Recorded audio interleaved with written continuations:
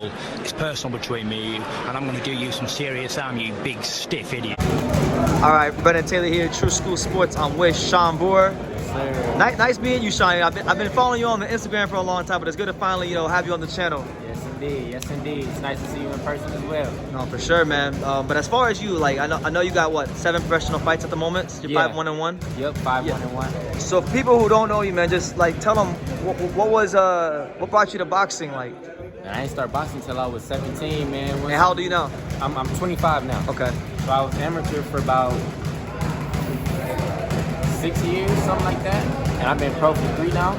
So I started boxing down in Texas.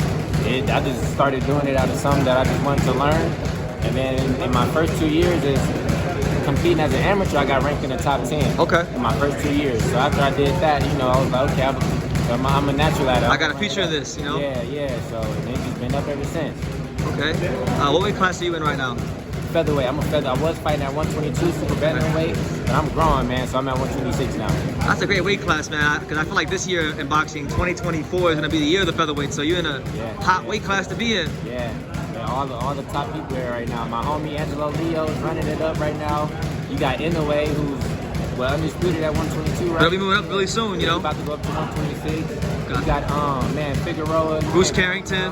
Yeah, Bruce Carrington, Shushu. I've been in the ring with him too. Yeah, there's a lot of top dogs at 126 for sure. And I'll definitely ask about those guys in a little bit, but I wanted to stick with you for a second. As far as your style, man, like how would you classify your style? Cause you're tall, you're rangy, you're real lean. I'm looking at you, you're real lean. But how would you describe your fighting style for someone who's never seen you fight? I would say a counter boxer kind of, man. But fighting down there in Texas, I had to learn how to come forward because Mexicans. Yeah, a lot of Hispanics down there, they love to brawl. So I have that natural instinct in me to brawl. But now that since I've been here in Vegas, I'm learning how to box. But I can't brawl. I'm learning how to use every aspect of the ring now. So. You become like a more complete fighter. Exactly, all around the boards.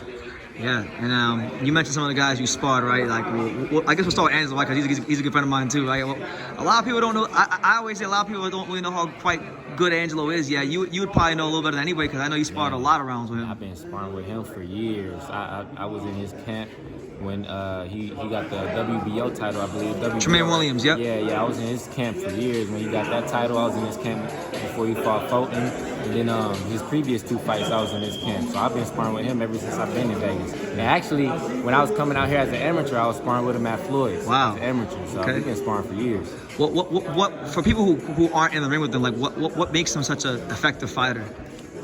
I would say now, at the stage he's in, his selfishness of making it his turn and keeping his turn, like being the ring general. Exactly, he's controlling everything. If he try and adapt or pick it up, he's gonna up the notch, turn it up. So, man, he just evolving, and I like getting in the ring with him because it makes me adapt, and I could apply that to what I need to do. Yeah, iron sharpens iron type thing. Exactly. Okay. I know you sparred. I think you sparred. I saw a picture of you and Joe Cordina the other day. Yeah, the one. The Welsh Wizard. Yeah. Yeah, the IBF champion. Yeah.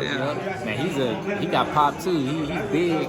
But man, he has a lot of skill, man. When I was in the ring, I took a lot of things from him. Yeah, for sure. Yeah. Who was a fighter that you maybe got in there with? It could be in a fight or maybe even sparring that their skills really like impressed you when you were in there, or stood out. I would say Tank. I've been in the ring with Tank. Okay. His composure, like his demeanor in there is all the way different. Like, people can watch from the outside, but once you in front of that man, it's different. So you're saying his presence? Yeah, his presence. Like, it's all the way different.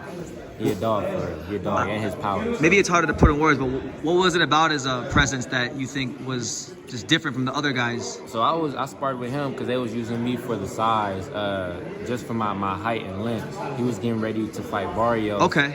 And I was in there giving him the different looks and stuff like that, keeping him on the outside. But his will and way to adapt to get what he wants, you know what I'm saying? He's gonna make it happen. He's gonna do anything he gotta do to make it happen. So he understands fighting, pretty much. Exactly. Okay. Yeah, the art of war, man. The art of war. Okay. You got anything lined up right now as far as your next fight? I don't have any dates locked in yet, but if we could squeeze one in before March comes, then you know we stay in the gym, we stay ready. So. And here at Bones Adams, you know. Yes, indeed. Yep, You're always here. I know, even without even not coming here for a while, I know Sean will probably be there. Yeah. That's actually one thing I said this morning. I was telling my friend, I was like, yeah, this kid Sean probably gonna be there because Exactly. Charlotte is always there. I'm always here, man. Always getting it in, grinding. Yeah. What do you feel has been thus far early in your career? Like, what's been the toughest thing as a professional fighter in your pro career, like to adjust to? I'd say that once you get into boxing, if you don't have the biggest amateur pedigree or the biggest following, you definitely want to know how to get a good team behind you, get a good support system behind you, and you know, develop a good fan base to get you to the bigger stages, because that's what it's about. Like I forever love the sport of boxing, but when it comes to business, you got to know the business side Correct. of it too, which actually takes a whole nother route to, you know, understand. Because you were telling me, you know, you might be competing in the Team Combat League, and you told me they sent you a 28-page contract, and I'm like, man, you got to really read through that. Yeah. So I got to just break it down and read it. I know the season is definitely going to be, you know, this season to watch, because this season's going to be better than the first. But like we said, the business side, you got to know what's in the contracts and know how to negotiate. The language. You know, what's benefiting you in it and what you benefiting them. So. Okay.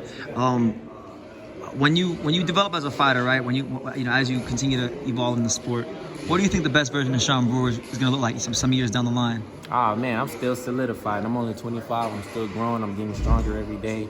Man, I'm just gonna be that long, rangy, rangy, long, rangy fighter that's gonna come forward. So that's what I'm developing into now. A little bit of everything. Yeah, knowing how to stay long and come forward at the same time. So. Yeah, trying to find that happy medium, that middle ground. Exactly. Okay, Sean. Well, I don't want to hold you up much longer, man. I know you got training. You just got done training, but is there any final message you want to give the boxing world about yourself or anything you got coming up? Follow me on the ground, Sean Brewer _II. Tap in with me, and let's get it. Sean Gusto Brewer, baby. There you go. 2024. Sean Brewer, a warrior and a gentleman. Thank you for talking to True School Sports. Thank you for watching another video on the untouchable True School Sports empire. For more great boxing content just like this video, click right here and make sure to subscribe. Much love from sunny South Florida.